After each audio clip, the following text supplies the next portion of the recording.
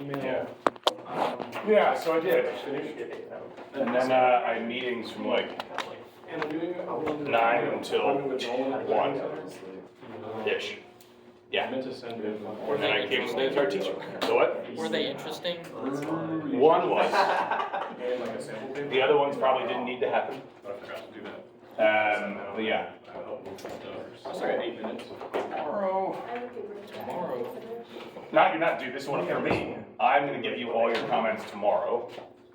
I got just some of your papers and I'm gonna grade the rest like straight shot all day tomorrow.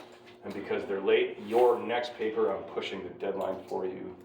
When's the last day of March? So in the syllabus, you said It means this week would be due Yeah. on April 1st.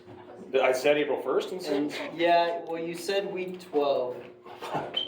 And so Sure, I feel like that He would also be, said we were- I I'm feel like perfectly okay with April 1st. I think we should maintain that. Sure.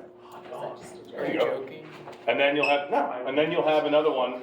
I said, am I joking? You know, you could turn. Let me email Frederick. It doesn't hurt you if other people turn in later. You can do whatever you want. And then your last paper will be due by necessity. Let's just get that out of the way right now. That's giving me choice fatigue. I would close my eyes and Docs, Google Docs. There we go. Yes. That one. Now I feel It's a different sheet. Right. I'm more concerned with due dates than topics. Because I have a whole spreadsheet. You did all get all the shit. I don't Yeah, like for to 60 see days. Well, for the first paper, I think the book lined up, and he said it was due on Monday, so I just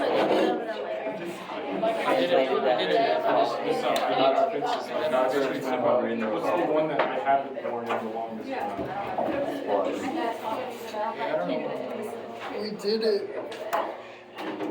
Dude, we're literally one of the like near the offices. I'm gonna go in there and I'm gonna tell Dan that the paper is due on April 1st. And that's when it's gonna be. That's fair. I manifested it, bro. I manifested it. I think you believed it this time. I think he just kind of made it up. Didn't match what he had to say. Yeah. Well, it kind of sounds like he was already like 24.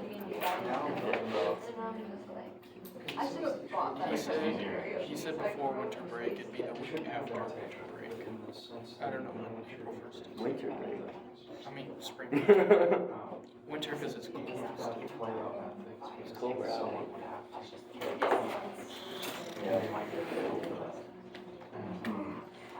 I told myself before spring break, I was like, this is actually gonna be when I'm gonna actually do stuff over spring break. I'm not gonna let the same thing that I do all the time happen. How's it feel to lie to yourself? Sometimes I enjoy the toxic relationship. with yourself. Yeah. Would you say you're like more angry or disappointed? It's definitely, I definitely have more of a disappointment. I like always, but I always like know, like, in the end I'll be fine. You know what I mean? Like, it never results in like, it never results in like an actual like depression. Like, you're not gonna just Like, Mine's more of like a cynical admiration. Like I'm like, oh, Eric, oh, you did it again. Classic you. Fold him again. I think I'm actually gonna call the psychology clinic though and see if, I don't know if they only help with like if you're already diagnosed with ADHD or if they help you like get a diagnosis.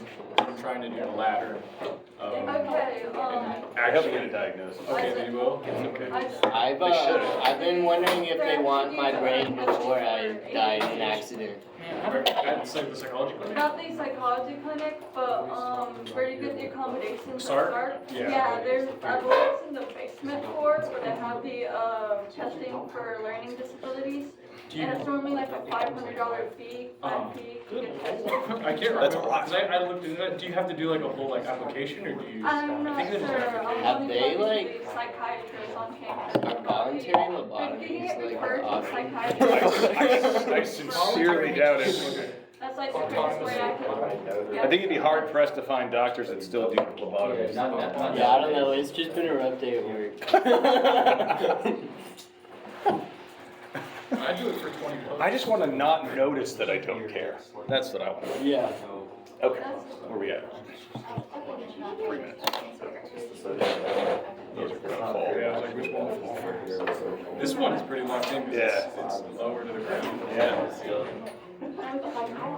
Did I get it right? Yeah. I'm studying like whole social stuff. This one's not going anywhere.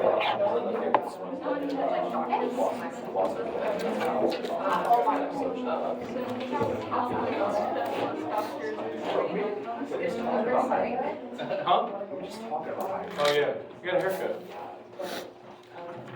So, yeah, you did. Oh yeah. I didn't say anything good or bad about it, just said you did. So, don't thank me for anything. Isaac, do you think get haircuts? I got a trim over the break. That's not a haircut. I mean, it kind of is. I mean, I also got layers. You know, it's just trimming the hair at different lengths so there's more volume. Yeah. Okay, so I guess like my question is it a haircut for you if you don't buzz it all off? Like what are you doing except I'm changing? wasting my I mean, it does like actually like change the way it's styled. But most of my trims are just like split ends just to keep it like healthy. Have you considered frosting your tips? No. No. Absolutely. What about your roots? No. Absolutely not. How about just the area in the middle? So it looks like an Oreo Just good, sandwich? I'll damage my hair. You get more. No, but I just did like the chemicals, you know. Do you use shampoo? I shampoo once a week, and I alternate with shampoo oils, like 2 different shampoos. Are they My hair's not like very, differently filled with chemicals? but I trust those chemicals. I have a belief. Because 9 out of 10 hair doctors recommend. I don't even know what 9 out of 10 hair doctors do. They don't really, there aren't. Hair doctor? No, it's like even if you're going bald, you go to a dermatologist. Oh wow. Yeah. But that's just because hair is like really hard dead skin that we're pushing out. Do you think like Okay. if you All right. listen really close, you get hair? Like Some quick announcements. First, one, the Aporia conference is officially happening now on April 27th, so right at the end of the semester. Some background on this, this will be our second time doing this. It's an undergraduate philosophy conference. So if you want to present a paper of yours, we're looking for papers that are about 5 to 7 pages. So any idea that you really liked, anything that you want to present to the group and have talked about, it'd be like run like a professional philosophy conference, which means you will get up in front of the room. You can use a PowerPoint, you can do a presentation style, you can just read your paper if you want to. You can make a handout, it's all kind of up to you. And submissions for that are due March 31st. And you just email me your paper. And then what I do is I will remove any and all, like identifying things like your name, and I will submit that like blind review to other faculty, and we'll kind of pick 8 to 10 papers for the conference. And then for those that submit and don't get in, if we get that many submissions, we're probably gonna have commentaries too, which if you weren't there last year, basically means you will then get one of your fellow students' papers that got in, then you will write like a 1 to 2 page commentary. What that means is you're not summarizing, you're like raising a couple questions you might have. You're like, I really like this part, but could you maybe talk more about this, or have you thought about this objection, etc. Right, that way you can be involved in the conference as well, as a commentator. So March 31st, if you have a paper, it's like 2 weeks or so from now, a little farther than that, about right there. And send it to me, and then we'll let you know like pretty quickly. There's a quick turnaround because we got to get those papers to other people for comments. And we're gonna have a keynote speaker. So one of our former students, Noah Evans, who's currently getting his master's at Miami of Ohio. He's gonna come back, he's from here, his parents are here. And he's gonna give like a paper that he wrote when he was in grad school and kind of talk to anybody who wants to think about grad school, because he's in the midst of it right now. Any questions about that? No? Cool. Also, I will have your paper comments realistically. I'm gonna go through as many as I can tomorrow. I've cleared the whole day just to do that. And if not tomorrow, then on Thursday you'll get it. And I pushed your second paper due date to April 1st because of this, because I know I'm late on those, so I apologize. But that'll give you a few more weeks to write your second paper, which is on Plato, Republic, anything between 1, and I'll tell you what, you can do 5 if you want to, because we're doing that today. So anything, any topic from Republic 1 through 5, if you haven't started writing yet. And your second paper will be on anything from the Republic books 6 through 10. Cool? And if you haven't, been here when I've said this before, it very much seems like we're not gonna get to Aristotle. It is what it is. No, I thought about this, and so I teach this class every single spring. And, other professors, and I'm not like bitter or anything, but other professors get to teach different classes every single semester. And with me doing ancient every spring and medieval every other fall, I rarely get a chance to teach brand new classes. I loved last semester, but that's every other year I do something like that. So in order to keep it interesting for me, which will keep it interesting for everybody else, I decided that my ancient class will be different every single year. Right? So you guys, basically you're doing a Plato class, because even the pre-Socratics were specifically chosen for Plato. So you'll come out and do Republic. Next year, I'm going to do different dialogues. So it will be a completely unique experience going through, which makes it fun for everybody. So it doesn't become rote. You can kind of tell when a professor has done the same thing over and over. It loses its zest. So yeah, just 2 Plato papers. And any questions on anything? Oh, and Friday is apparently a pizza party. Where? I don't know. I just found out about today, but I will be there. So says the flyer. Yeah, your name's on it. My name is on it. I found that out. Yep. So I was like, I'll be there. So Friday's pizza party, I will let you guys know. It's on the flyer. God damn it. Knew that was a disaster. Thanks, bud. You can take care of these. Appreciate it. That was bound to happen. They were right here. So that'll be just for us, because we want to know your guys' thoughts on learning in the humanities, etc. And so the more we have your input, the better informed we'll be when we're talking the college at the higher level and stuff like that. So come have pizza and come talk to us, and we'd be happy to. Any thoughts or questions moving forward? Anything about anything? Good? All right, once you get your comments, if you would like to meet and talk about them, I've got office hours. We can talk about it at the pizza thing, or schedule something for, either Monday or Tuesday, something like that. So I'm very willing to talk to anybody about their comments, and I do apologize for lateness. It's just, with the Ireland thing, it's been killing me. But tomorrow and Thursday I've got blocked off for you, so we'll get those ASAP. Good? Cool? Okay. Book 5.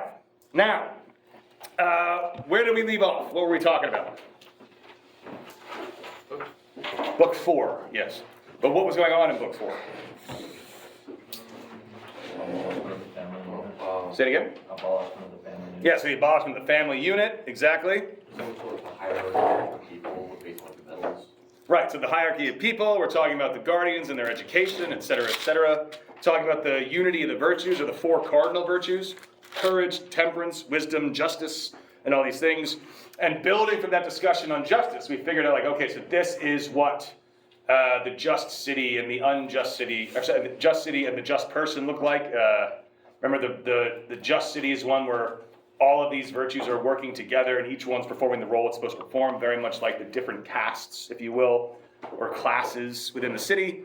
He compares this to the individual human as well. We have our rational component of our soul, our spirited side, or our emotions, as well as our appetitive side, or the irrational. And these are not, yes, they are ranked in the sense that reason should be guiding it, but reason can't do anything without the appetites. If you don't eat, how well can you think? Not well. Now, I am a huge proponent of intermittent fasting, so I would argue that you think clearer around the 15 to 20 hour mark of not eating. But anything after that, you're not thinking at all, right? So there's this, because I have horrible ADD, And so there's like this sweet spot when there's nothing in your stomach for like 5 hours. And like in that 5 hours, if you make it to 15, 16, you just stop being hungry because your body's like, guess we're not eating. And so then after around hour 20, it's like, okay, seriously, you should eat something. But when you keep not eating, it's very, very difficult to think. You just don't have the energy to do it. Your brain doesn't function. So we need that kind of nourishment. And we need our emotions, too, to encourage us to do things, right? So we experience pleasure and joy. And Plato's going to argue in a different dialogue, but it's pertinent here. If we didn't experience any joy or pleasure from learning, then we would never be motivated to do it, right? Even if we recognized that knowledge and the acquisition thereof is a very good thing and it's helpful for our lives, if we got no joy from it, we wouldn't do it, right? Which is something that many students struggle with quite a bit, right? So we have to condition ourselves and train ourselves and educate ourselves and organize ourselves so that our soul and its various components are in harmony, everything's working together, very balanced, etc. And from that point, they say, okay, we've been just talking about all this good city. Let's start talking about the bad ones. So he says, I'm going to start talking about these bad regimes, which he starts talking about at 449b, and then right away, it's almost like, so this happens a lot as a professor. You'll be talking, and then two people are kind of talking in the corner, like, it's not this. And then you interrupt them, you say, what's going on? And they're like, oh, nothing, don't worry about it. Well, this is what's happening here. Socrates is talking, and then you hear all of a sudden Adeimantus and Polemarchus are talking, and they hear him say, shall we let it go or what? And then Adeimantus says, we're certainly not going to let it go. And he says, well, what are you talking about? What aren't you going to let go? I'm about to talk about these different regimes and how they're bad. And they're like, well, you kind of said something that we let slip by, right? Which is like the abolishment of the family unit. You were like, yeah, we should just get rid of that. And like, family should be understood like commonly. So like, you have all wives and children just held in common amongst all the guardians. And we kind of just went, yeah, sure, okay, that's fine. And do you guys notice how there was like no counter argument to that at the moment? Yeah. Well, they're finally like, we thought about that. And that one seems like it needs a bit more explanation and justification because people are going to be a bit turned off by that. So he says there, ZD, we've been waiting for some time indeed for you to tell us about the production of children, how they'll be produced, and once born, how they'll be brought up, and about the whole subject of having wives and children in common. We think that this makes a considerable difference, indeed all the difference, to whether a constitution is correct or not. So now, since you were beginning to describe another constitution before having adequately discussed these things, we are resolved, as you were heard, not to let you off to explain the rest. So they kind of put Socrates to task, and he gets derailed. And by the way, they don't bring up constitutions again until book 8. That's how long of a derailment and a tangent this is. It goes through all of book 5, all of book 6, and all of book 7.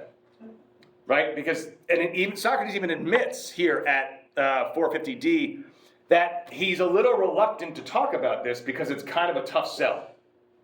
Right? He recognized that this is not going to be something easily recognized as to be true by many people. You'll see at right before 451, but to speak as I'm doing at a time when one is unsure of oneself and searching for the truth is a frightening and insecure thing to do. I'm not afraid of being laughed at. That would be childish indeed.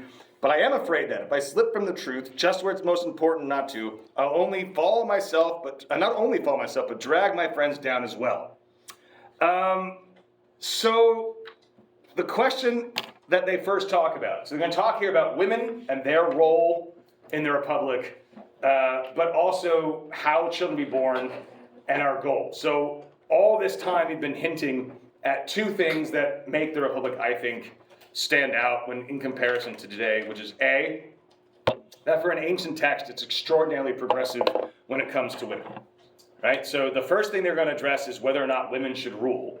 And Plato gives a fairly compelling argument here as to why he thinks that women should be educated the exact same way as the men, which is a radical departure from the standard of the time, right? So in a dialogue called the Meno, Socrates is grilling this aristocrat named Meno on what the virtues are.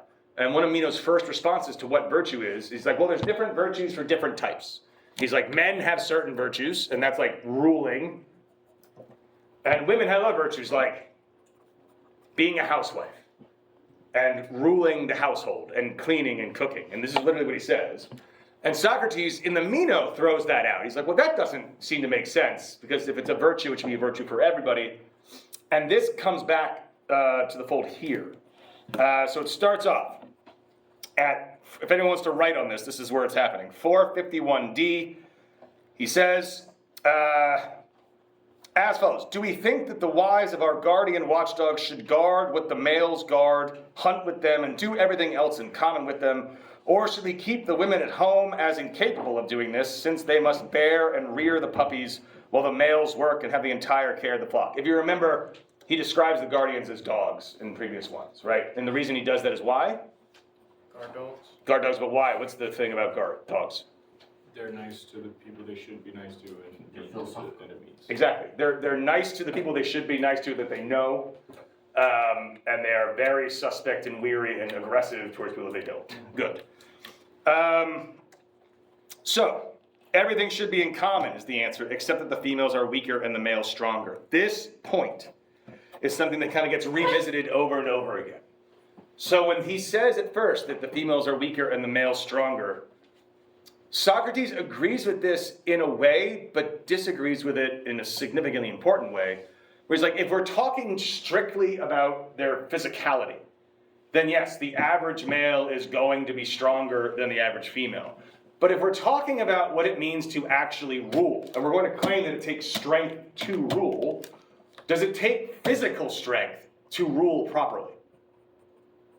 No. What kind of strength would it require? Mental strength, right? Strength of like our capacity to become virtuous, our will, our resolve, and all of these things seem to be in common between the men and the women. And so he says, if it's the case that we're going to contemplate the possibility of men and women both equally ruling, then would it not make sense that we should give them the same exact education? Like, how could we expect anybody, man or woman, to rule properly if they don't receive the same education as this other person? And so what's the kind of education that we gave to men originally, or the guardians originally? What are the two fields we start with? Music and gymnastics. Right, music and gymnastics. Good. And that's where it gets a little interesting quick. He says, so these two crafts as well, as having those to do with warfare to the women, also use them the same way as men use them, blah, blah, blah. But perhaps much of what we were saying, since it's contrary to custom, would incite ridicule if carried out in practice. What is the most ridiculous thing you see in it? So this is at 452b. Isn't it obviously that the women exercising naked in the palestra, so that's the gymnasium basically, with the men, and not just the young women, but the older ones too, like old men in gymnasiums who, even though their bodies are wrinkled and not pleasant to look at, still love to do physical training. So he immediately raises this concern. He's like, look, we already said that the men are going to wrestle naked as part of their physical education, right? And we as Greeks don't find that ridiculous, like other barbarian societies do. They feel the need to cover up, but not us. But if we were to bring women in, then it would become problematic. Why? Bumping uglies. Yeah. Or just looking at them, right? And so what his point is like, yes, if we think about this off the bat, we're like, oh, that's ridiculous. We can't have men and women naked in the same room together, wrestling. And he's like, well, why is that any different than the men? Because if we look at these barbarian tribes, they don't think that wrestling naked is good. They think that's ridiculous. But we, of higher mind that we are, look past the physical form and we recognize that wrestling naked is actually better for a variety of reasons. One of them is, he doesn't say it here, but one of them is there's nothing to grab onto clothing-wise, right? So it's like actually a more pure form of wrestling. You can't cheat. So he's like, if we educate our people to just simply get used to it, it won't be weird. Why start with this ridiculous idea? Something is like wrestling naked. Why would he start with this? More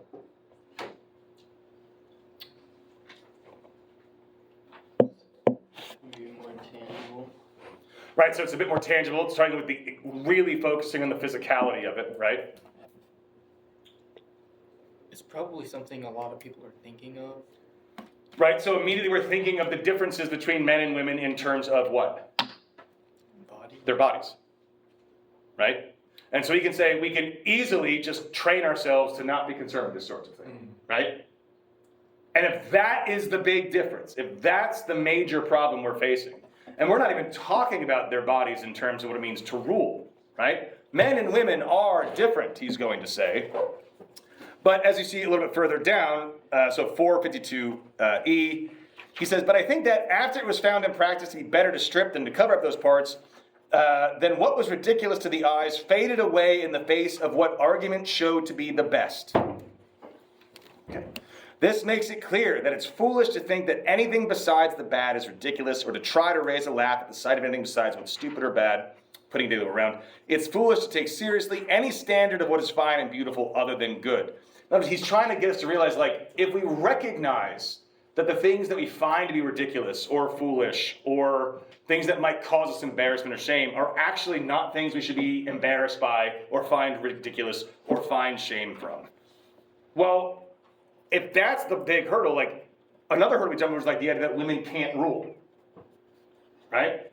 But what he's going to say is there are more differences between men and women in their bodily form than there are in their mental or in their soul. Their souls are actually almost identical, right? And so if the soul of the man and woman are identical, then to say that they can't rule because they are women, we are effectively saying they can't rule because their body is different, but their body has literally nothing to do with what it means to rule. And so therefore, they should rule. And we should give them the exact same education. What do you guys think? Doesn't he kind of contradict that later when he like he's talking to Glaucon about how women are weaker though? They are weaker, but in what way are they weaker? Physically. Right. So if we're talking about like lifting things, or with the army, he actually does say there's a difference, right? So he's not saying that women can't be in the army either, right? Because some women are going to be significantly more athletic than some men. That's just a proven fact, right? And so if you have a particular woman who is very, very athletic and has the spirit to be in the army and the desire to do it, etc., she should be in the army. But there are going to be certain positions in the army that require a kind of a sheer brute physical strength that women just wouldn't be suited for, but they'd be suited for other things that men wouldn't, right? So if they're more agile, etc., we would put them where their strengths lie, just like we put individual people where their strengths lie. And we don't, like as he says in the dialogue here, is like, we don't like pick our cobblers based on traits that have nothing to do with that, right? But we do pick our cobblers based on the traits that are well suited for that trait. So if somebody is good with their hands in crafting, that is why they're going to be a cobbler. It has nothing to do with their hair on their head, right? So women and their physicality is just going to be different than a man's physicality, but that doesn't mean that we would not allow her to do things that require that physicality. We'll put them where their strengths lie. So she won't be lifting boulders into the catapult, but she could very well be an archer or even an infantry person, depending, right? As far as the ruling goes, it's strength of mind and soul that's the most important thing. So the souls being the same there. That's at 454, C into D. So he says, therefore we might just as well, it seems, ask ourselves whether the natures of bald and long-haired men are the same or the opposite. And when we agree that they are opposite, then if the bald ones are cobblers, we ought to forbid the long-haired ones to be cobblers. And if the long-haired ones are cobblers, we ought to forbid this to the bald ones. That would indeed be ridiculous. And aren't we in this ridiculous position because at the same time we did not introduce every form of difference and sameness in nature, but focused on the one form of sameness and difference that was relevant to the particular ways of life themselves? We meant, for example, that a male and a female doctor have souls of the same nature. Don't you think so? Right? In other words, yes, we can look at the differences between men and women. Right? We're saying the difference, the main difference we're focusing on is that their anatomy is different. But that anatomy, yes, that's different, but that's not anything to do with the skill set pertaining to becoming a doctor, for instance. Right? Yes, we can acknowledge, but we're looking at the wrong difference. But if there is a difference between individuals, so like you were good with your hands and I was not, then you should be doing that job and I shouldn't. And that's the reason why. We need to use argument to figure out what should be done, not just general appearances. Because if we fail to actually sift through the arguments and the reasons, we could end up applying faulty logic and dismissing someone who should rule, and then we'd be all the worse for it as a society. I'm assuming you all agree with this, so it's like, yeah, not much of an argument to be made. Anyone want to argue against it? I'll give you a 30-second head start before the women get at you. I've never had anyone do it publicly. Oh, well, oh. Yeah, I had someone do it in private once. And I was like, this is not a good art, you don't want to go this way. They reminded me of, there was a kid I went to grad school with who really wanted to write his fucking dissertation, in defense of pedophilia. He was reading a lot of Foucault. Yeah, I know. Foucault, look up Foucault and pedophilia. A lot of the French folk, they all signed it. Yeah. So, and our grad faculty pulled him into a room, and they're like, not only do we not want you to write this dissertation, you don't want to write this dissertation. He's like, no, but I think it's a cool idea, blah, blah. Like, you don't understand. Even if you're not a pedophile, everyone's gonna just think you're a pedophile. Like, it's one of those things. You can't really just defend pedophilia and then not have people think you are. So when this kid was in my office and he was just like, yeah, I just think, I don't know, man, I was like, I'm gonna stop you right there before I like you less. He didn't go here. This was at Memphis. Maybe. No, it was at Memphis. So, the souls of males and females are the same.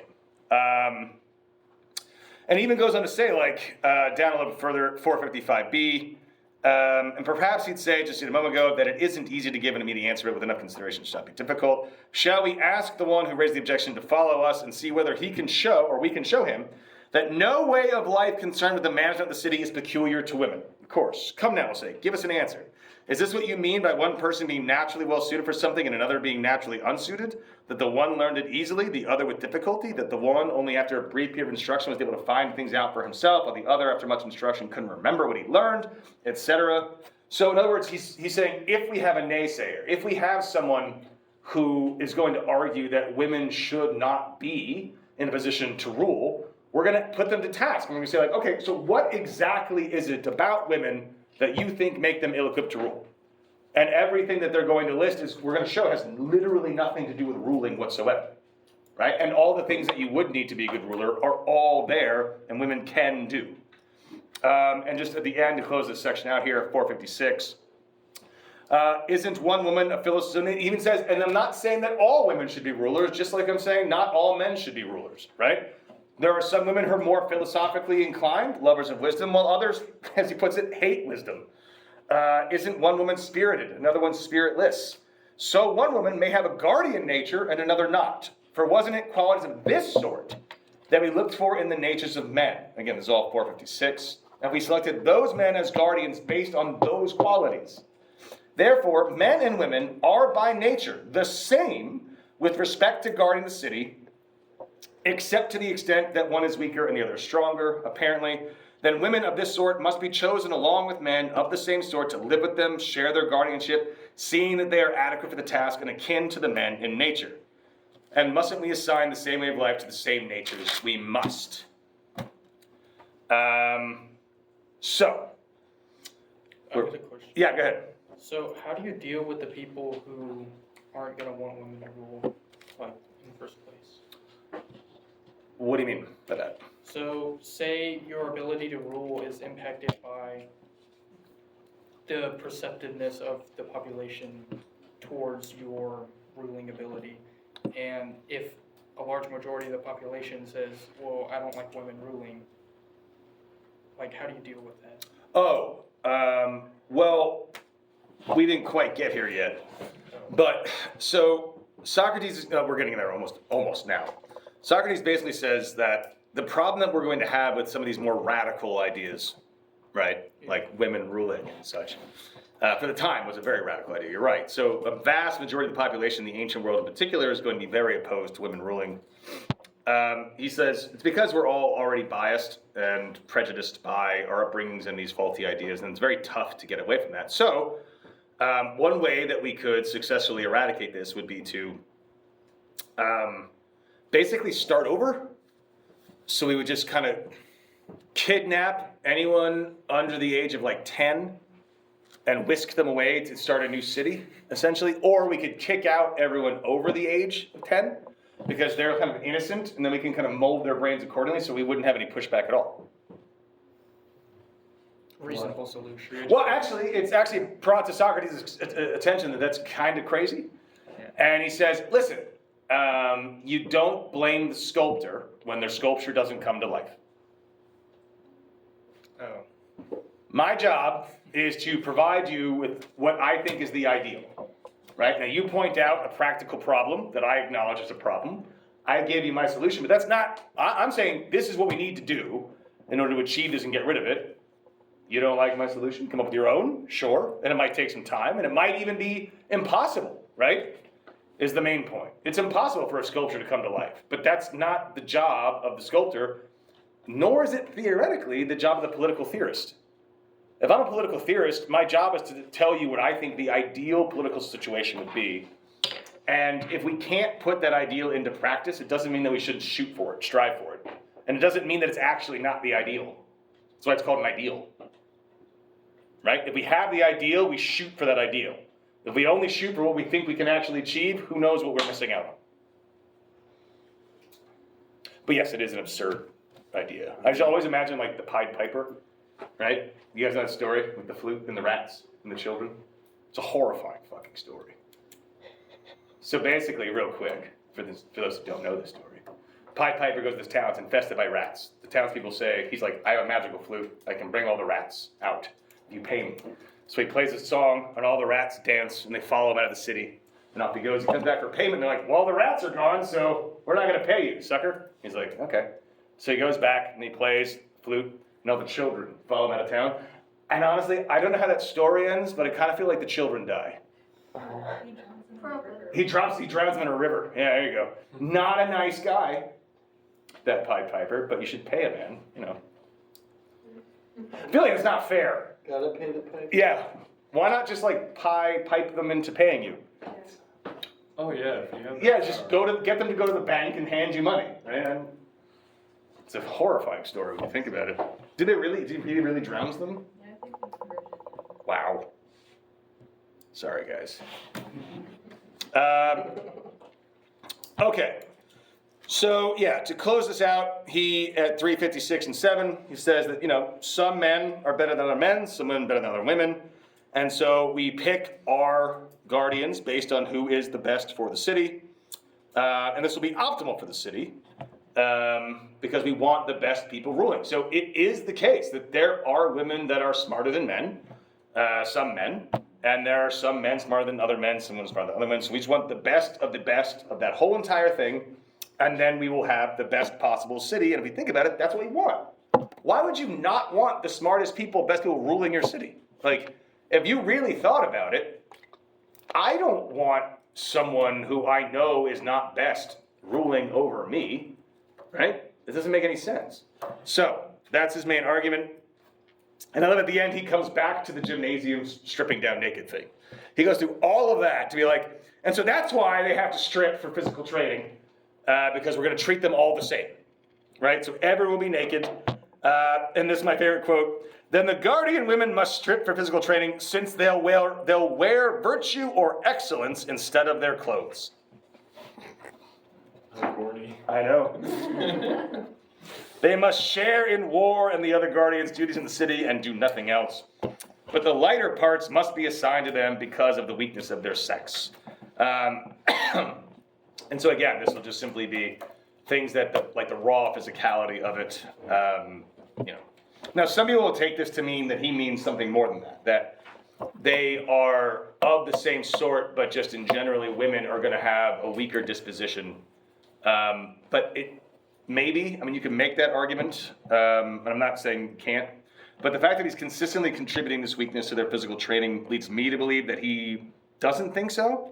Especially when you pair that with the idea that anytime Socrates ever claims to know something definitively, he's always getting it from a woman. So Diotima teaches him what love is. Hypatia teaches him the best funeral oration. So there seems to be a reverence for the wisdom of women that Socrates and Plato seem to hold.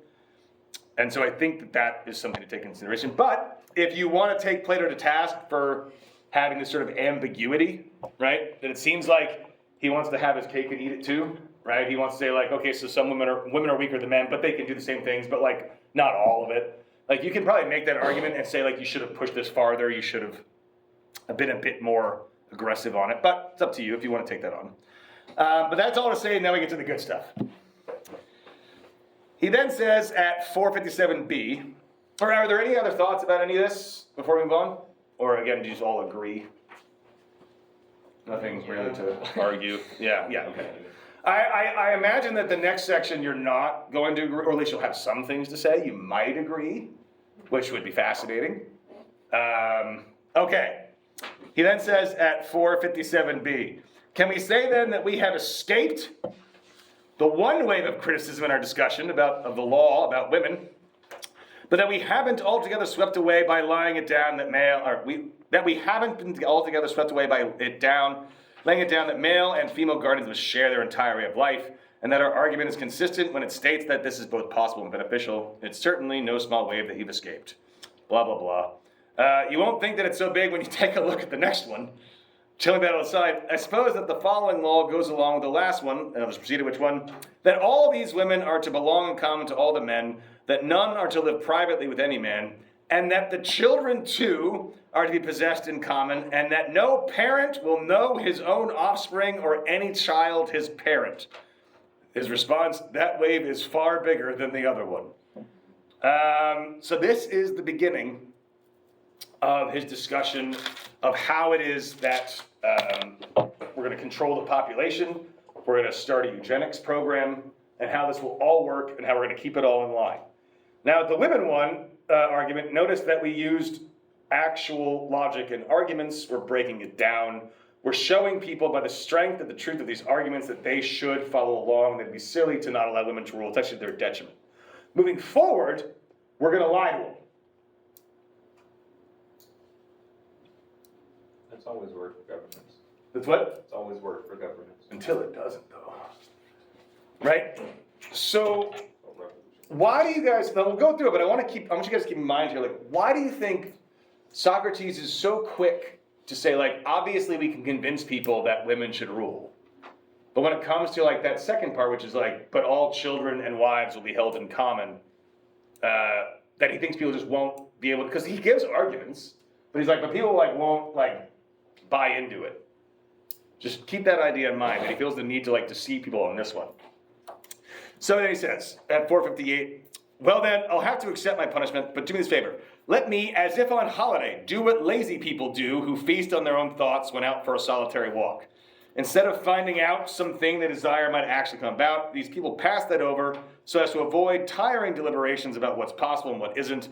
They assume that what they desire is available, proceed to arrange the rest, taking pleasure in thinking through everything. That's what he's saying is, I'm just going to start talking, you know? It's almost like he's distancing himself from this idea. He's like, I'm just going to spit out some ideas. We'll see where it goes. Just kind of walking through it. And he immediately goes into the discussion of how we're going to produce children. How we're going to get the best possible guardians for our city. And he starts with this. This is at 459 is where we really start. Well, back up a little bit. In C and D, he goes back to the idea that we're going to be wrestling together. And we'll be sitting around naked together. And if we're doing a bunch of physical training together and we're in school together talking about these really complex ideas, it's not that far-fetched to think that these men and women will start to develop feelings for one another, right? They might be sexually attracted to each other. And he says, by living together, physical training, naked, and the rest of their upbringing, they will, I suppose, be driven by innate necessity to have sex with one another. Or do you think or don't you think we're talking about necessities here? These necessities aren't geometrical, but erotic. What could he possibly? Yeah, what could he mean? And they're probably better than the others at persuading and compelling the majority of people. That's right. So he's talking about eros here, obviously. Then it's clear that our next task must be to make marriage as sacred as possible. We need to do this to avoid the inevitable promiscuity that will happen. And if we allow people just randomly and rampantly have sex with one another, our city will be overrun by illegitimate babies. This is his big concern. Why? What could possibly, before we get into it, what do you guys think could go wrong if we just let people just have babies as much as they want? Overpopulation. Overpopulation, good. What else? People make bad mistakes. What do you mean by that? Because you're right. Well, some people, nothing. No, you're good. No, like, some people don't really pick the best. mate. Yes, you're right. Some In his people, words, yeah. some people are really bad at choosing the right sexual partners, especially since engagement in such activity might lead to babies, right? Obviously, no one in this room has ever done such a thing. But you probably know people that you're like, them? Really? And the reasons that you'll get is, well, they're attractive. Which is a terrible reason when it comes to like potentially creating another human, right? And we all do. We all, when we pick our mates, we want to say like, these are qualities that this person has. And if you're actually thinking about children, I would hope that that's something that you're thinking about. Like, is this the kind of person who I think needs to have more of them in the world? Right? And if not, you probably shouldn't allow them the chance. Unless anyone's like feeling really charitable. But that's not how we operate, right? So what I'm getting at is we all kind of practice individual eugenics. Right? Does anybody here just mate with people randomly? No, nobody does. No one in the world is just like randomly selecting someone, regardless of their qualities or traits, to have children with. You seek out traits that you find desirable, especially when you're talking about children. It'd be very strange, and you're right, people make bad decisions. It'd be very strange for someone to say, this person is a horrible human being, a degenerate who has gambling issues and is hideously ugly and has a number of inheritable diseases that are just horrible for children. That one I'm having babies with. Is he forcing you to? It's my choice. I'm gonna roll the dice, see what happens. He's due. That's not how that works, right? We look for the best qualities. And so but Plato's like, as he was saying, like, but people make really bad choices. And people are really good at pretending they're something that they're not, right? So he's like, why leave that kind of decision to the people? Especially when our sexual drive can override our reason so readily and easily, right? We often get caught up in lust. We make these bad decisions, right? We are focusing too much on the geometrical, as he puts it. And so he asks this very simple question. This is at 459. Glaucon, I see that you have hunting dogs and quite a flock of noble fighting birds at home. Have you noticed anything about their mating and breeding? Like what? In the first place, although they're all noble, of course, aren't there some that are the best and prove themselves to be so? There are. Do you breed them all alike, or do you try to breed from the best as much as possible? Now, I want you to think about what just happened there. The first thing he said was, have you noticed anything about their mating and breeding? And then not 4 lines later, he's like, do you try to breed the best with the best? So, in a way, he's saying, like, if we leave these birds, these noble birds, to their own, they typically will prove themselves to be, like, the best of sorts. And while they might end up mating or breeding with the best, we don't want to leave that to chance. So obviously, to produce the best and more noble qualities, we will just do that for them. You breed the best dogs with the best dogs, the best birds with the best birds. And then he says, do you breed from the youngest or the oldest, or from those in their prime? He's like, well, obviously those in their prime. And do you think that if they weren't bred in this way, your stock of birds and dogs would get much worse? I do. What about horses and other animals? Are things different with them? It would be strange if they were. Dear me, if this also holds true of human beings, our need for excellent rulers is indeed extreme. It does hold of them, but what of it? Because our rulers will then have to use lots of drugs. And while an inferior doctor is inadequate for people who are willing to follow a regimen and don't need drugs, when drugs are needed, we know that a bolder doctor is required. That's true, but what do you have in mind?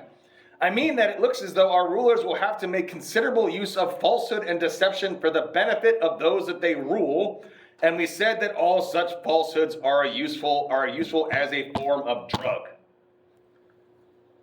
You guys ever hear the expression from Marx, the opiate of the masses? Religion is the opiate of the masses. What does he mean by that? It's a drug. Right, well, it's a lie, is what it is. But what's he mean by religion? What does an opiate do to an individual? It sedates them. Makes them calm, and it makes them feel good in that moment while they're on it. So if I can supply a population of people with a religion that makes them calm and sedated and feels good, I'm better able to control them, and it has less strife, less problems. And so Plato here is doing the exact same thing. He's saying, we're going to lie, and it's like a drug. It's like an opiate. We're going to get rid of a lot of the problems that arise, and we're going to use a considerable amount of this to solve a number of the problems that we have. In other words, he's straight up saying the rulers, which we talked about this like book 3, if I remember correctly. Rulers are allowed to lie, just like doctors are allowed to lie to their patients. It's like the noble lie. It's exactly like the noble lie. It sounds like brainwashing. Well, it's not brainwashing per se. That happens earlier, right? They're already brainwashed at this point. We're just denying them access to certain little bits of information that, honestly, they don't really need to know. So it's mind control. No, it's just control. Okay. Yeah. I'm just not letting them know what's actually going on. So he says, it seems we were right, especially where marriages and the production of children are concerned. Why? It follows from our previous agreements. First, that the best men must have sex with the best women as frequently as possible, while the opposite is true of the most inferior men and women.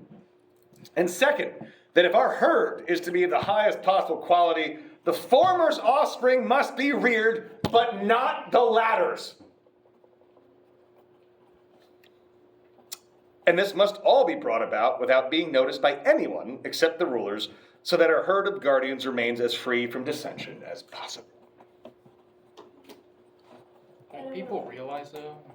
What? Won't people begin to realize Realize what? that they're being duped?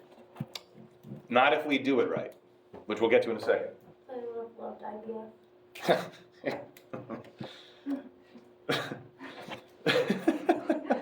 True.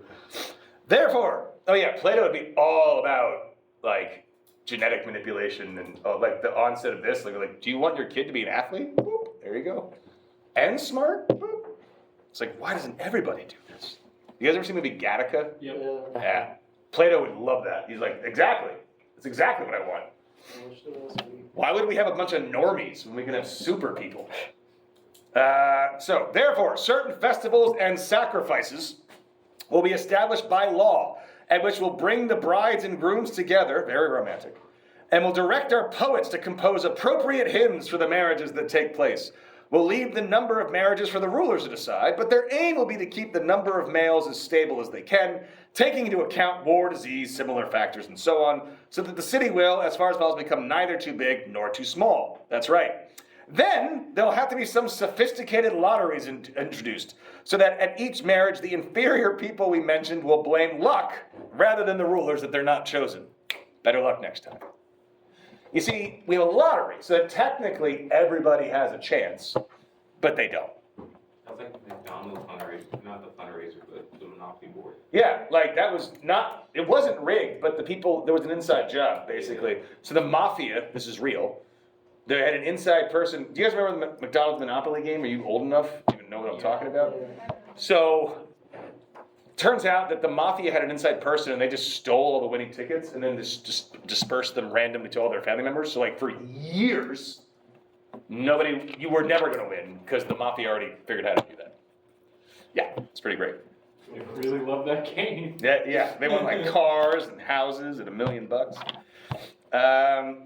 So we're gonna have a lottery to make sure that we only get the best people breeding with the best people. And among other prizes and rewards, the young men who are good in war or other things must be given permission to have sex with the women more often, since this will also be a good pretext for having them father as many children as possible. That's right. And then, as the children are born, they'll be taken over by officials appointed for the purpose, who may either be men or women or both, since our offices are open to both sexes. So, to break this all down, because we want to make sure the best people breed with the best people, thereby producing the best offspring, we will make sure, we'll arrange it so that those men breed with those women, producing those children. Since other people are going to want to get in on the action, right? We have to give them a chance, but we can't actually give them a chance because then it might turn out that we have a less than desirable baby. We can't have that. So we rig the lottery so that only the best people win. And then we want to make sure we avoid nepotism or anything like that, because just because you have, the best disposition towards producing the best offspring, it doesn't mean you're an expert in raising them. So we have child rearers who can be men or women. We're not going to, make it only women because we don't want to discriminate against men who are really good at raising kids. And so men or women can raise those children, and they're basically agents of the state, and all children will be raised by the state. It's a bit like Giver-esque. It's exactly like The Giver, because I don't know who the author of The Giver is, but Lois Lowry. Lois Lowry definitely read The Republic, or at least Spark knows. Yeah, it's exactly The Giver. And so we'll have that. What do you guys think? I still think people will figure it out when only the guardians are allowed to have. This is only for the Guardians. Not all the Guardians get to have babies. We're only taking the best of the Guardians. Oh, so There's the other normal people guardians. just. I think the first thing that I think of is, I guess this is I don't know Freud a whole bunch. Yeah. But I kind of can understand what happens when you try to control sexuality, is it just becomes an unconscious thing where it's a taboo that's also still motivating. You can never eliminate it. And Right. then it also kind of made me think of the most homophobic of conservatives are the same ones that have the retreats where all they're doing is just having gay sex. You know what I mean? Yeah. Lots of methamphetamine. Yeah, they're the exact people who are trying to control over a certain kind of behavior are the ones that are engaging in it the most. Well, yeah, but Plato is... Yeah, I guess it's not specifically a Plato. Listen, he's only... I see your point, but a little later on, he's not restricting sex. He's just simply saying, because you could end up having a baby during, as he says a bit later, so this is to answer your question, at 460 E, he says, look, you're making it very easy for the wives of the guardians to have children because they don't have to raise them. So he's like, no, this is great, because they'll just give birth and then we take it away, so they don't have to do shit, and they can just go back to go back to ruling. And then he says, we should only allow people to have children who are in their prime. And by that he says, would we all agree? So I taught this last year, right when Don Lemon got into a lot of hot water for saying a woman over 40 was past her prime. And everybody was like, where the fuck are you getting that shit from? From Plato, actually. Because Plato says, do we agree that a woman's prime lasts about 20 years and a man's about 30? So a woman is to bear children for the city from the age of 20 to the age of 40. A man from the time that he passes his peak as a runner, which is 25, until he reaches 55. So women are allowed to have babies for the city until they're 40, after which point they're not. And men are allowed to father children until they're 55. And then he says, to answer your question, look, once you're past your prime, have sex with anybody you want. Except for, he says specifically, your kids and your parents. He actually says that. Anyone in the same month. That's when he says that right after that, yeah. So he's like, once you're past your prime, granted, I know that everyone has these sexual inclinations and everyone has their drives, and we're not going to deny those. So once you're past your prime and we're not really worried about you having a baby for the city, You can have a sex with anyone you want, as much as you want, as long, and this really says this at 461C, as long as, except for these exceptions, a man with his daughter, his mother, his daughter's children, his mother's ancestors, for a woman, her son and his descendants, her father and his ancestors. So, no blood relatives. And you're like, but how would you know who your blood relatives are if we're just taking the kids away from the state? And he says, don't worry about that. This is at 461D. They have no way of knowing who your children are, but a man will call all the children born in the 10th or 7th month after he became a bridegroom of his sons. So that's actually not a great translation. It's in between that, right? So there's like a period of time where the pregnancy could be yours. So anything from like month 7 to 10, those are your kids. You call them your sons and your daughters, and they're going to call you father. And then same thing with the mothers, right? So we'll just avoid accidental incest, because you'll know that this 3-month period, basically, you just don't have sex with anybody in that period. Problem solved. Don't you find the periods? What is a preemie? Yeah. Where it gets even weirder, though, is, and those who were born at the same time as their mothers and fathers were having children call themselves their brothers and sisters. So, like, we'll be in a pod, like a cohort, like, It is kind of the Do It in the Giver, but they're all like years. Yep, we're all years. But, it could be the case that, like, 3 years later or 2 years later, that same father, or even that same combination of father and mother have another kid. And it could be the case that, like, one of those kids is like my blood brother or sister.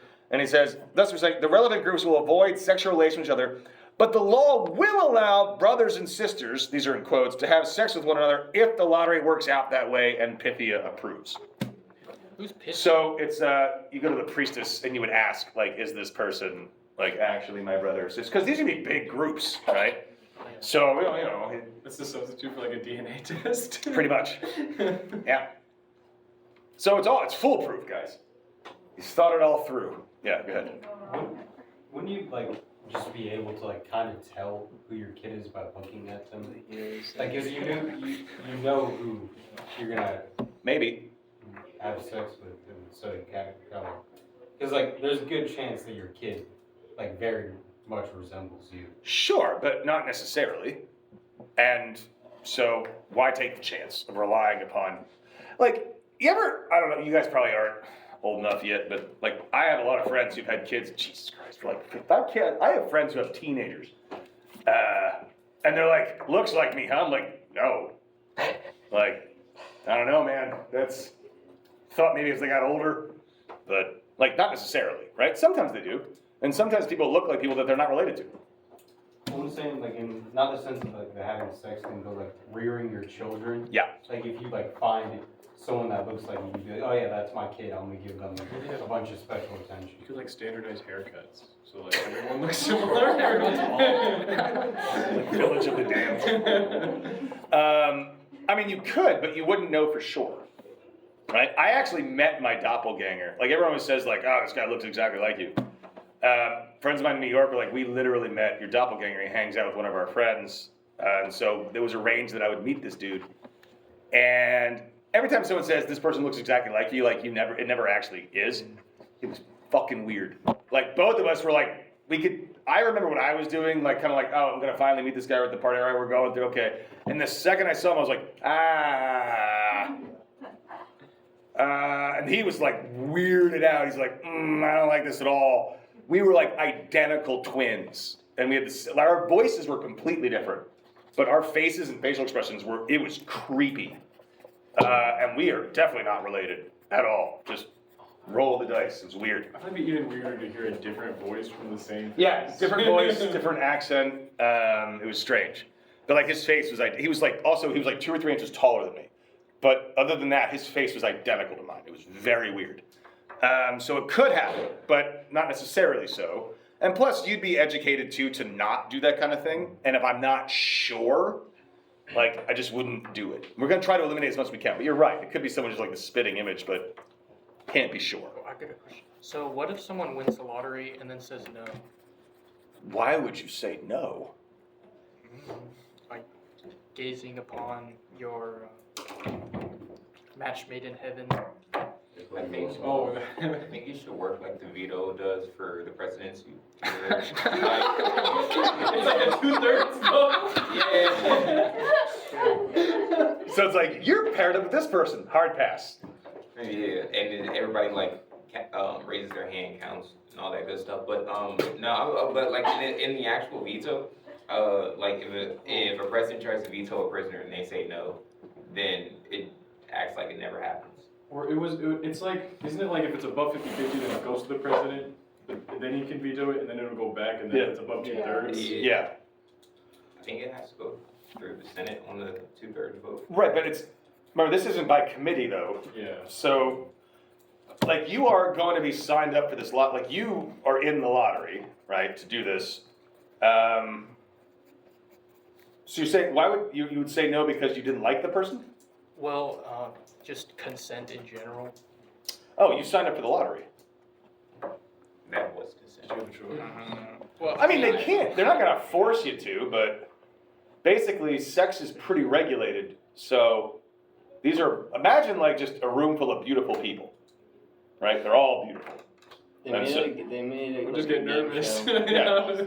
The what? Netflix has a show where beautiful people are They're put at together and little they're not allowed to have sex. The Bachelor. Ah, yeah, Lose money. I've heard that, I've heard that Italy is show. not fucking. So, I don't know, he doesn't say, I guess Plato's just sort of assuming you wouldn't say no, because it's like, there you go, right? And it's not like they put I imagine you could pass, it doesn't say you can't. I don't think Plato wants to coerce people into having sex. I think that's probably just something he didn't consider. Like, I don't think he would think that you would actually have to coerce people into having sex with somebody else who's beautiful that you signed up for the lottery for. Plus, we're also going to try as best we can to turn this lottery into something that's like a obligation to the city. So the point of this is to have children, right? You are populating the city. That's part of the responsibility of both the men and the women to make sure you're doing it. So you're taking on like a role of sorts.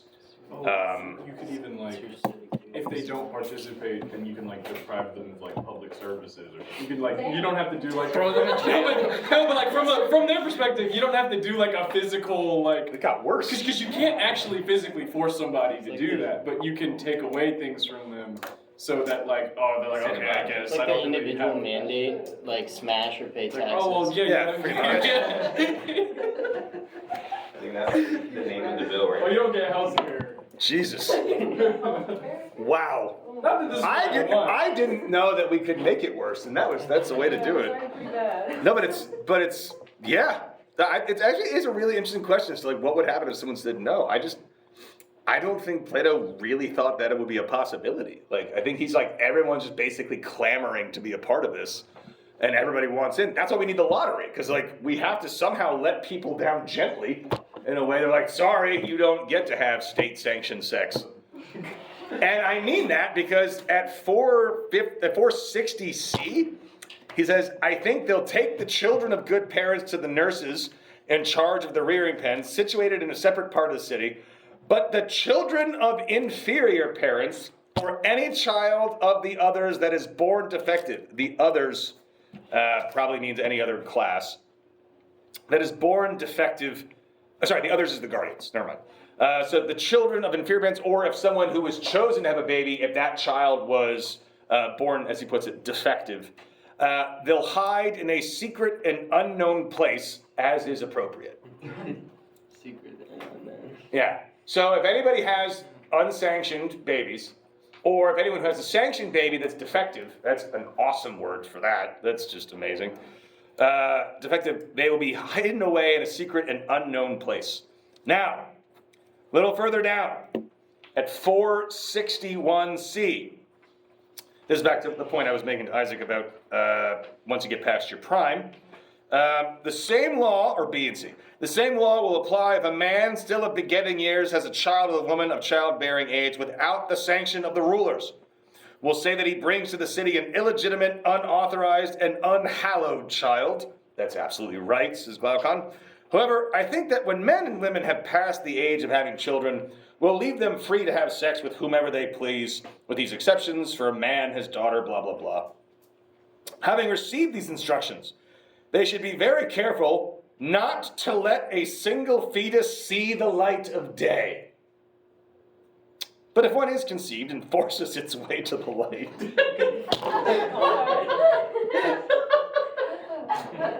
Oh my gosh. it's like,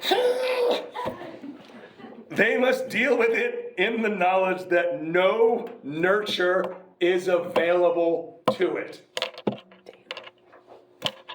So it's like, look, man, if you guys go off and have your unsanctioned, unhallowed babies, and you don't handle it, and it manages to see the light of day, just know you are getting zero support from the state. Zero. None. Nothing. It's all on you. And here's the thing. You don't get a pass. So, like, you are expected to do your farming work and your ruling work. How are you going to do that in a group setting with the baby? That's going to be a problem. So what's Plato actually suggesting that you do? Form a family. No. Oh. Kill the baby. Idiot. This is almost mandated abortion of any baby that was not state sanctioned. That is an extreme version and way to control the gene pool. Isn't that what China did in like 1970 something? The one baby rule, yeah. Which didn't really work so great for girls.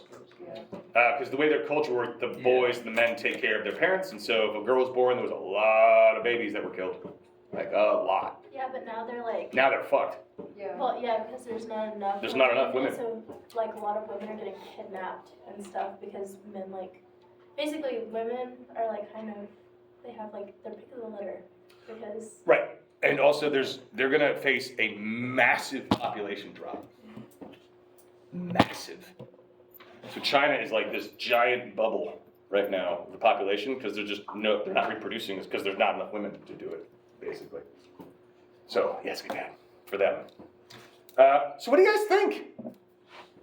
I have a thought, but not of like the very clear rules, I guess you could say, on like sanctioned sex. Okay. It's the retired or the prime time. Prime time. Yeah, that golden age of just like doing whatever you want. But my question is, would those children still be seen as being entitled to the nurture due to the fact that like they followed the rules Wait, all the way to the end? so if people within their prime Yes, have just random sex with people? yes. No. Oh, so they have to like make a family with them. No, they don't make a family. You can't make a family.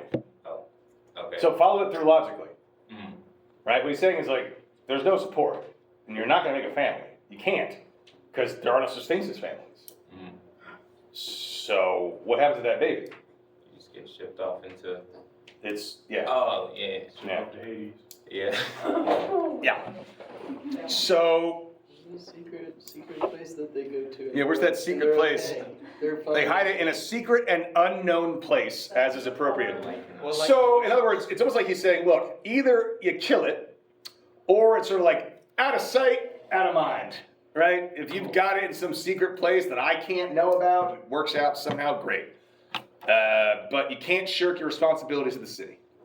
Yes. Is the secret place an actual place, or do they just like kill them? I always kind of read that this is killing them. Yeah. What's it? The Annie girl, which scientists say you have to have some type of support, or else you will become feral after a certain. The baby? Yeah, like if you do that whole like, oh, I'm gonna hide him from the state. Yeah, well, if the kid, I mean, Or you're gonna get like, If you really like do your job of fighting, because I mean you have a job inside of. or you get like an Oedipus situation where he's gonna come back and just tear down the society if you send it away. exactly. Without killing it. See, that was where I was gonna build to with the prime time babies. Why can't they have like a little island society? Eventually it's gonna be like an Send Annie all kind. babies to like a Lord of the Flies island. Oh my God. I think they'll come back to bite us, you know. It's just the army of children just show up feral. We'll send regular humanitarian aid so that they can eat. well, as Plato said, those babies shouldn't be there in the first place, right? So, I found that some people aren't hidden away and still become feral. yeah, and we can't allow that either. So any other thoughts on this? So I guess my question to you is, because a lot of you, rightfully so, right, probably find this to be somewhat disturbing, right? Right, but like, why? So obviously, we can all just obviously eugenics is bad. But like, why? Yes. I mean, in practice, it's just, like, he was so close, he was saying, oh, men and women are equal, have these equal roles, and then just dehumanizes them, like, pretty extremely. Dehumanizes both of them. Yeah, both of them, Yes. yeah. So it's like, at least there's equality there, but shit, this is bad. Like, we didn't really, so it's very dehumanizing. And then, like, on top of that, and it kind of, I don't know if the argument still holds up, but we talked about the three-part soul. Mm-hmm. We were talking about, like, harmony with those three parts of the soul, and I can't imagine, like, having that harmony when a system like this is in place. Because in practice, it's like, I feel like you would somehow build an emotional connection that you couldn't maintain to, like, someone, or also, like, yeah, you have the lottery, but even then, you don't have the choice. They're still assigning you to a partner. So it seems like that creates a chaos that the state can't really control, because it's like, I don't know, that seems like it would cause some problems in certain situations. So you're not, yeah, I mean, it would just be for the one night, Yeah. right? So you're married to someone really just means you're, engaging in sex to procreate. Yeah. But yeah, there'll be emotional connections made for sure. But maybe he's thinking like, because we've just sort of been communally living together as a group, It's not weird. it's not Yeah. weird. Like everybody's always living with everybody, and it just randomly as the years go by, you'll just have different sexual partners, and it's not anything different. Just like wrestling naked won't be something different. Like it'll just be sex, because that is going to be a part of our repetitive side. We're going to have that drive, and we don't want to let our emotions override things, because if we think, speaking as Plato here. If we let our emotions take, it's like, oh, I really love this person, well, it's going to screw the whole thing up. So if we think about it rationally, we acknowledge we have sexual drives, right? And then we think, okay, so we can use these sexual drives for the betterment of the whole. And think about all of the destruction that like romantic love and the way that we think of it has wrought, right? That's how you would argue it, but you're still like, yeah, but. Like, it's like, so this is how we breed horses, right? Humans are like the same thing. Yeah, it's like totally the same. The dog, and I was like, oh god, here we go. Like, oh. But at the same time, it is weird. And the way I was thinking about it was like euthanasia, right? So like, we euthanize our pets because it's the humane thing to do. We think about it rationally, and we're like, this animal is suffering, and it's nothing short of selfish to disallow them a death with dignity. And so we do the humane thing, and we put the animal down. When it comes to humans, we're like, fuck that shit. You gotta sit through it and suffer, because a death with dignity for you is crazy. Why? Sentimentality and emotional attachment to a person, right? I'm not talking about involuntary euthanasia. I'm not saying like, you are getting put to death, you're a burden, you're annoying. I mean, like if someone's like, I want to die, our current laws say that in most states you can't do that. You cannot get medically assisted suicide. But for animals, no problem, because it's a humane thing to do. And that's involuntary, first of all. Nothing about this is involuntary. We're gonna say like, just like that, where we take the animal thing and we're like, why would we do this to animals, not people? It seems crazy. Plato seems to say the same thing with like breeding. He's like, we do this for animals because we recognize the value of breeding the best with the best. So why would we not do that for people? And we're not forcing them. They're signing up for the lottery. If we were forcing it, that'd be different. We're forcing the animals, and we still think it's a good idea. Because who wants like slow horses? Yeah. So, but isn't the soul separate from physicality? Not from the desire. So the irrational appetitive side of our soul, that's what you're saying. The irrational appetitive side of our soul deals with like hunger, thirst, sex, these sorts of things. It impels us to like act in certain ways, which we need to do, right? Like he thinks we do need that sex drive because otherwise we can't reproduce and our city would collapse, right? We need to eat, obviously, and drink. But we can't let that sort of drive us. And he also recognizes like the physicality of it, like with the gym and how it's a problem. It's like, but it's only a problem if we don't condition ourselves properly to handle it properly, right? If we don't find ourselves embarrassed or ashamed, then we'll look at it differently. But if virtue is attached to the soul, then how come we're trying to build a virtuous society based on physical or eugenics and all that? Like, Oh, because he's going to say that those qualities are inherited too, right? I disagree. So he's going to say like intelligence. If we look at just the breeding pattern, like intelligent people typically, but not always, will produce more intelligent children. Physically strong people, most often, but not always, will produce physically strong offspring. And we need physically strong offspring to have good soldiers. We need incredibly smart people to have good rulers.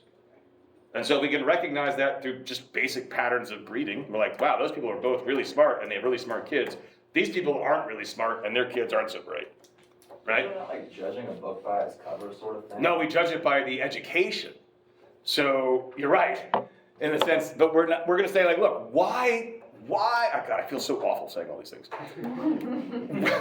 Why take the chance, right? Like if like 90% of the time, not smart people have not smart kids, why even, because then we have to kill that kid, right? We don't want to do that. We don't kill the kid if it grows up, but you know, if we let smart people have kids, most likely those kids will be smart, and then they'll go through the same education process as everybody does, right? Everybody starts the same, and then we start shifting them where they go. So we have the best and brightest, strongest, smartest. They all breed together, right? And then some of their kids are going to be like physically stronger, more spirited, so they become like actual soldiers, and some will be smarter and they become rulers. Isn't there still an assumption there that they'll be the same as their parent? Like, how can you reject that? Like, aren't you kind of being, like, isn't there some ignorance in that and saying that they can't be, like, worse than their, like, father? I'm thinking of, like, a CEO and their kid and how, like, the rich kid grows up and get away with everything. Like, one guy in high school that can just do whatever the fuck he wants. And then, like, he's just a shitty person, but everybody thinks he's a good person because he's cool and popular. But Okay, so two things on that. One, he definitely says, any child that is born of others, by others in that sense he means like proper parents for Plato. So like sometimes you have a dud, you know? It happens. And if that happens, we whisk that kid away. We don't want that. Yeah, exactly. Just chuck him off the cliff. And as Sparta did. And for your point, the kid who's the dad's CEO, the reason that kid is a dipshit is because his dad didn't raise him right. And that's why we can't let people like that raise children, right? That's not a problem of the soul, that's a problem of corruption. Improper education. So for Plato, it's both. You need the education to protect your soul from being corrupted, but you also need to start off with the goods, so to speak, right? Try as I might, no matter what I did, I tried really hard in high school. There's no way I was ever going to throw 90 miles an hour when I was a pitcher, ever. The fastest I ever threw was like 84. And I was like, what? And I was taking lessons for years, like forever. That just didn't, and some kid who like never took a lesson could throw 92 like it's easy, right? So that kid gets the proper education, the same education as me. He's gonna be a significantly better pitcher because he's got the natural talent and the education. For Plato, he's like, we can do both. We can start off with the best possible natural pool, and we can mold them through proper education to avoid the very problem you're talking about. I truly hope that no one is convinced this is a good idea, but I do think it's worth actually wrestling with sincerely, right? Because there have been people throughout history, including, you all do know that the Nazi eugenics program came from the Americans, right? Like, we thought of that shit. It was a massive movement in this country. Public movement, not shameful. In the 20s, teens, and 30s, eugenics was a big deal. And then Hitler was like, those guys are onto something. Right? So, why is it so wrong? Like, because you can't just say, like, because you're denying this person, you can. Like, their autonomy to have children. Because the answer is be like, well, why should we don't give everyone a driver's license. And that's way less impactful in society than producing a human. So why don't we give breeding licenses? You give too many people driver's licenses. We give too many people driver's license already. That's my point. So if you're gonna argue against it, I think that's a really good paper topic. And it can be your first paper, like 1 through 5. Because we get into like the metaphysics and epistemology next with book 6. We're still gonna finish book 5 is where it starts. Like the real dense stuff starts next on Wednesday. So, What's your reason for what? against eugenics? I can't tell you that. What do you mean? I want you all to actually think about this. Yeah. At the end of the semester, we can talk anything you want. I'll see what I actually think about later. Tactical strategy. That's exactly correct. But seriously, once you guys turn in your last papers, we'll, or like before the last class, I'll tell you what I think of it. We don't. Ethan might have one. Cool. He's running a philosophy club. If it's not, I might have one. Okay. Do his first segment. Yeah, Ethan, if you got your topic, send it my way, we'll do it this week.